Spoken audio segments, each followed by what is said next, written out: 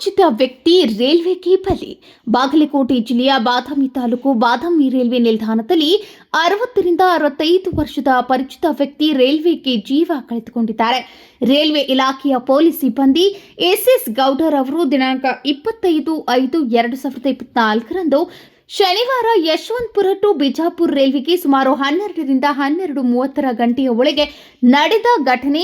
ಈ ವ್ಯಕ್ತಿ ಸಂಪೂರ್ಣ ಮೊದಲ ರೈಲ್ವೆ ಬೋಗಿಗೆ ಬಿದ್ದಿಲ್ಲ, ಬದಲಿಗೆ ಬೋಗಿಯ ಒಂದೆರಡು ಬೋಗಿಯ ಹಿಂಬದಿ ಬೋಗಿಗಳಿಗೆ ಬಲಿಯಾಗಿದ್ದಾನೆ ಎಂದು ಸ್ಥಳೀಯ ಸಾರ್ವಜನಿಕರ ಮಾಹಿತಿ ಪಡೆದು ರೈಲ್ವೆ ಪೊಲೀಸ್ ಸಿಬ್ಬಂದಿ ತಿಳಿಸಿದ್ದಾರೆ.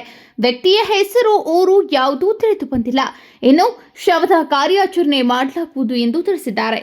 K H Shantagiri, KPN news digital ಬಾದಾಮಿ.